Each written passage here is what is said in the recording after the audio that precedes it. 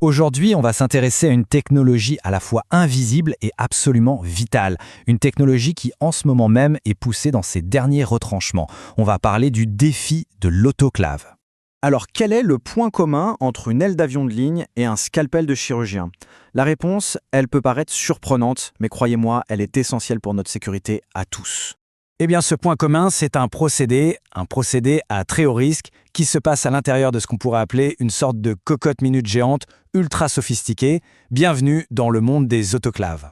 Alors, quel est exactement ce rôle critique? Allons voir pourquoi ces cocottes-minutes industrielles sont en quelque sorte les héros méconnus des industries les plus exigeantes au monde.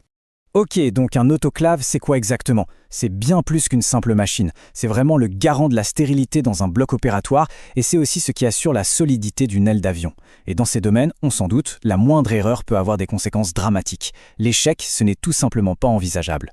Et il faut bien comprendre que l'autoclave, ce n'est pas une étape isolée, non. C'est vraiment le cœur battant de tout un processus. Prenez un hôpital par exemple. L'ensemble du cycle de stérilisation, depuis le nettoyage des instruments jusqu'à leur stockage, eh bien tout ça, ça repose sur la performance parfaite de l'autoclave. Mais ce héros de l'ombre fait face à une véritable crise. On arrive maintenant au cœur du problème. La demande explose et la technologie est poussée à son point de rupture. Pour bien se rendre compte de l'ampleur du phénomène, quelques chiffres. Le marché mondial des autoclaves industrielles, aujourd'hui, c'est 2,3 milliards de dollars. C'est absolument colossal pour une technologie aussi pointue. Et ça ne s'arrête pas là. Le marché est en pleine croissance. On parle de presque 7% par an jusqu'en 2028. C'est une demande qui explose, littéralement, portée par des secteurs de pointe comme l'aérospatial ou les énergies renouvelables. Et du côté de la santé, la pression est tout aussi forte. Une étude récente a montré que plus des 3/4 des grands hôpitaux, 78%, prévoient d'augmenter leur capacité de stérilisation. Il faut dire que la pandémie a vraiment mis le doigt sur des points faibles dans la chaîne et maintenant tout le monde cherche des solutions. Alors, on pourrait se dire, pour répondre à la demande, il suffit de remplir davantage l'autoclave. Logique, non? Eh bien, pas vraiment. La physique, et plus précisément la thermodynamique, a son mot à dire. Ici, on voit très bien le problème. D'un côté, une charge bien pensée, optimisée, où la vapeur peut circuler partout. De l'autre, une surcharge, ça bloque tout. L'analogie du micro-ondes est parfaite. Si on le remplit trop, on se retrouve avec des zones froides. Eh bien là, c'est pareil, sauf que les conséquences sont bien plus graves. Et ces conséquences, elles sont critiques. On parle de points froids, ce qui veut dire une stérilisation incomplète, imaginée pour des instruments chirurgicaux, ou des ondes de pression, qui peuvent créer des faiblesses dans des matériaux composites pour l'aviation. Au bout du compte, le risque, ce n'est pas juste un produit raté qui coûte cher, c'est le risque d'une défaillance potentiellement catastrophique.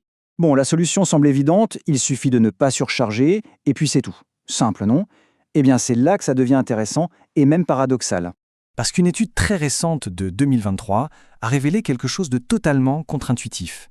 Figurez-vous qu'il est beaucoup plus efficace d'un point de vue énergétique de faire tourner un autoclave bien rempli, ça consomme moins d'énergie par pièce, ça coûte moins cher et c'est même meilleur pour l'environnement. Mais voilà, on y est. Le dilemme est posé. La méthode la plus efficace, la plus rentable et la plus écologique, c'est aussi la plus risquée. C'est ça, le grand paradoxe de l'autoclave. Comment faire pour concilier ces deux impératifs? C'est précisément là que l'innovation, la fabrication de nouvelles générations entrent en jeu. Voyons ensemble les stratégies qui se dessinent pour sortir de cette impasse. Cette solution, elle se décline en 3 grandes étapes. D'abord, on a le chargement intelligent, c'est-à-dire optimiser physiquement le rangement des pièces. Ensuite, on passe à la surveillance avancée avec des capteurs qui suivent tout en temps réel. Et enfin, le Graal, la technologie qui change la donne, la simulation par jumeaux numériques. Le jumeau numérique, c'est juste révolutionnaire. Imaginez un instant, on crée une copie virtuelle parfaite de l'autoclave et de tout ce qu'il y a dedans. Ça permet de simuler des milliers de configurations pour trouver le réglage parfait, l'équilibre idéal entre la vitesse, la qualité, l'efficacité, et tout ça sans jamais risquer d'abîmer la moindre pièce physique. Et c'est sur cette question qu'on va se quitter. Et si la clé pour rendre notre monde physique, bien réel, plus sûr et plus durable, se trouvait en fait dans un monde virtuel? C'est une idée assez vertigineuse qui pourrait bien redessiner complètement l'avenir de l'industrie.